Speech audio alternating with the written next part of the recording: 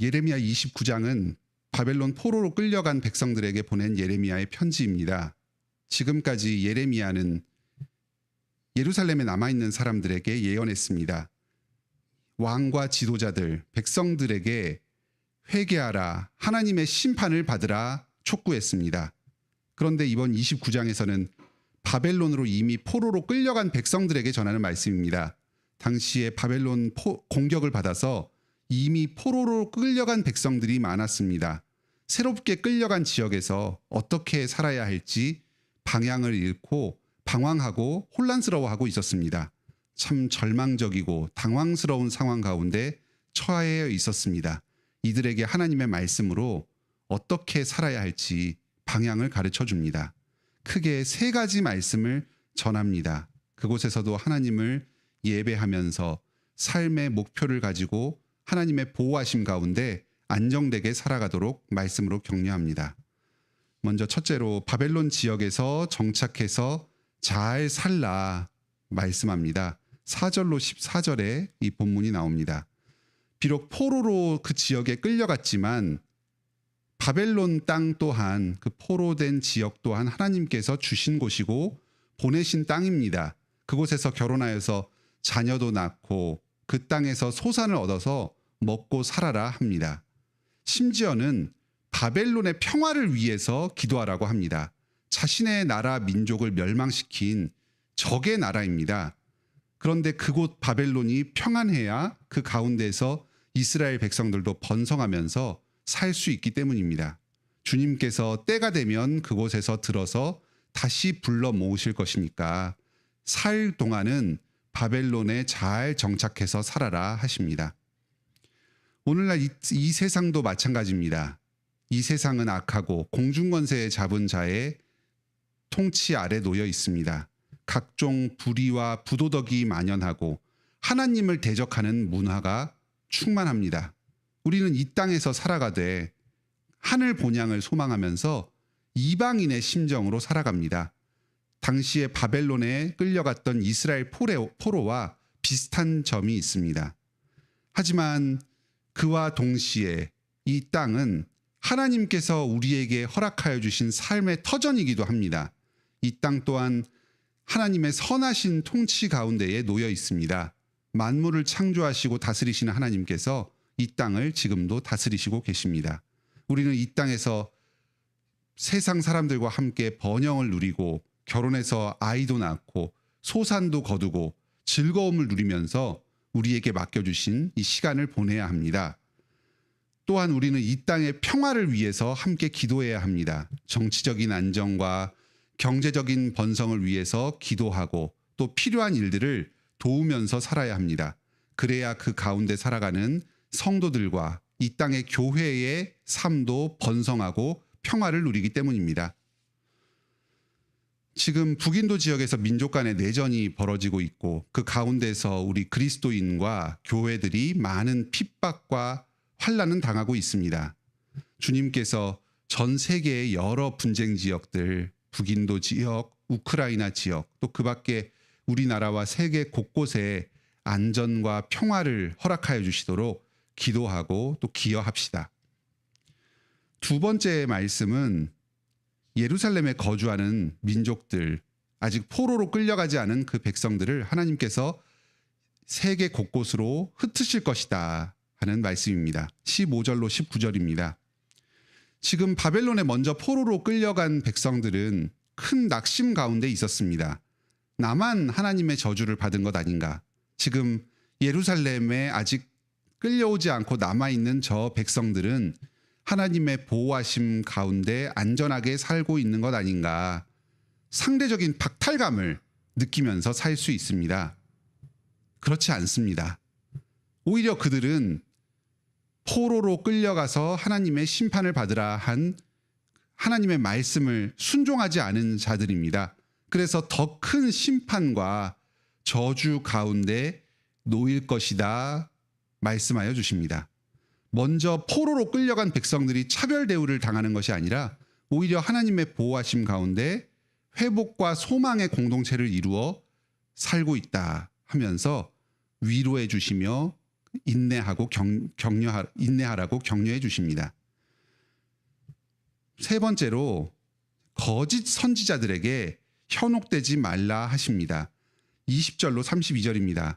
여기에서는 지금 바벨론 땅 포로들에게 보낸 편지에 대한 한 가지 반응이 나타납니다. 스마야라는 그 지역의 선지자 한 사람이 편지를 예루살렘으로 보내옵니다. 너희 지역의 그 예레미야라는 선지자가 우리에게 엉뚱한 말을 하여서 말씀을 어지럽히고 질서를 어지럽히고 있다. 그러니 제사장 스바냐는 어서 그 예레미야를 붙잡아서 감옥에 가두고 엄히 다스려라. 하나님의 말씀을 바로 세워라 합니다. 이 스마야의 주장은 이런 것입니다. 지금 이 바벨론 포로로 끌려온 것은 저주받은 것이고 우리는 이 땅에서도 계속 저항하면서 회복을 위해서 살아야 하는데 예레미야는 어떻게 된 일인지 그곳에서 잘 적응해서 정착하라고 하고 있다. 이것은 하나님의 말씀에 정면으로 배치되는 것 아니냐. 이스라엘의 귀환과 회복을 꿈꾸면서 소망하면서 살아야 하는데 왜 이 땅에서 정착해 머물러 살라고 하느냐. 이것은 말씀을 어지럽히는 일이다 합니다.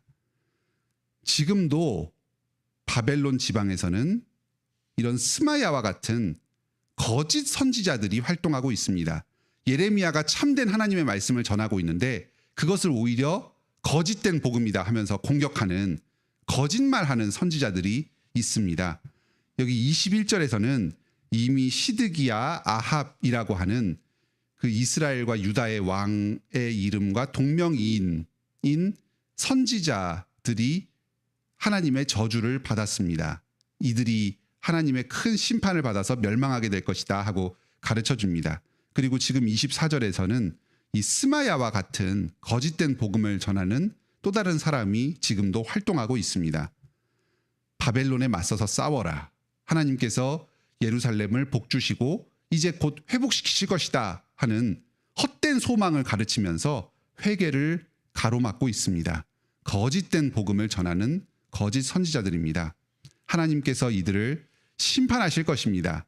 바벨론에 거주하는 이스라엘 백성들은 이런 거짓 선지자들의 말에 귀 기울이지 않고 그곳에서 잘 정착해서 하나님의 때를 기다리며 살아야 합니다.